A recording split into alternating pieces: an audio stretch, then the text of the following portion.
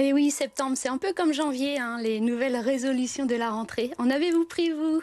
Alors, je répondrais bien à me coucher tôt, mais en fait, je suis obligée. Donc, oui, voilà, on va dire ça. C'en est une. Tout à fait. Non, bah, c'est ce qu'on disait, on serait inscrit au sport pour la nouvelle année en septembre. Souvent, c'est ça qui se passe en septembre, plus qu'en janvier. Mais on abandonne assez rapidement. Il suffit d'aller à la piscine ou dans les clubs de fitness. Et en effet, en septembre, octobre, il y a tout le monde. En novembre, décembre, il n'y a plus personne. Mais tout à fait, vous savez pourquoi? Pourquoi on ne tient pas à ces nouvelles résolutions?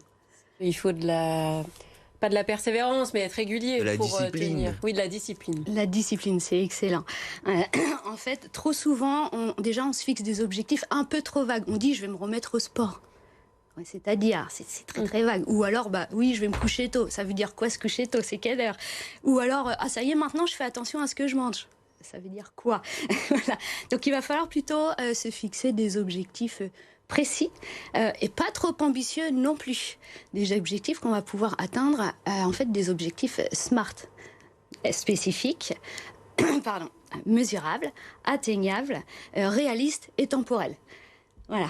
Et quels sont les conseils alors pour se remettre au sport, si on prend votre exemple, Lancelot? Alors justement, pas y aller trop vite, il faut y aller par étapes.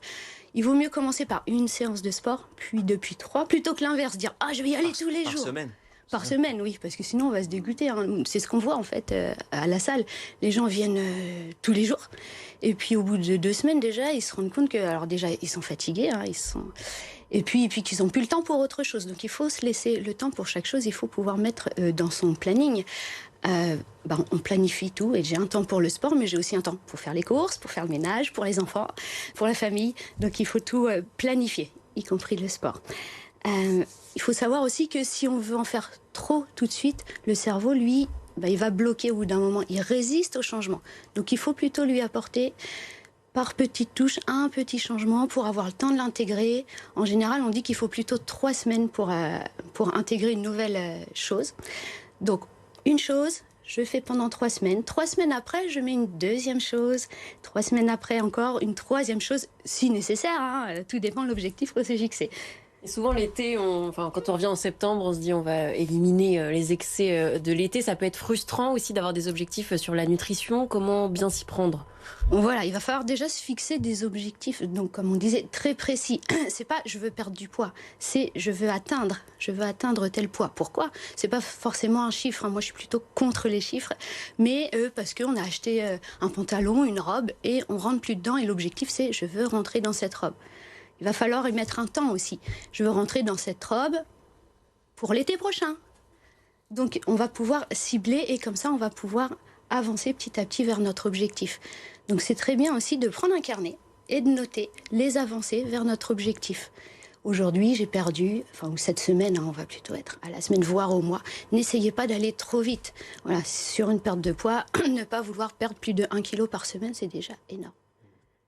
Ce qui est piégeux, pour compléter la question d'Anaïs, c'est que en se remettant au sport, en cette rentrée, en septembre, on se remet au sport donc assez intensivement, c'est vrai, et on prend des habitudes alimentaires où forcément on mange plus en se remettant au sport. Au fur et à mesure de l'année, on abandonne ces séances de sport, sauf qu'on garde le même régime. Mais c'est mais tout à fait. C'est pour ça que... vécu, hein. C'est vrai. Pardon. Tout à fait. En fait, effectivement, il faut mettre en adéquation ce qu'on va manger avec la dépense énergétique. Donc, si vous dépensez moins, il faut aussi, en parallèle, dire si je fais moins de sport, oui, je dois réduire l'alimentation. Alors, c'est pas forcément réduire le volume de l'assiette, c'est plutôt modifier la répartition. On va mettre un petit peu moins de féculents, beaucoup plus de légumes verts. Voilà. Vous nous parliez de discipline tout à l'heure. Comment est-ce que ça se met en place pour tenir ces résolutions? La discipline, c'est écrire dans son agenda, c'est prendre rendez-vous avec son sport, par exemple, si c'est votre nouvelle résolution. La discipline, c'est aussi, par exemple, on va choisir, moi je vous encourage à faire du sport, soit avec un binôme, soit de vous inscrire sur des horaires, par exemple les cours collectifs. Comme ça, en fait, il faut se dépêcher de sortir du travail parce que votre cours commence et que vous savez qu'il va durer 45 minutes et après vous êtes libéré pour autre chose.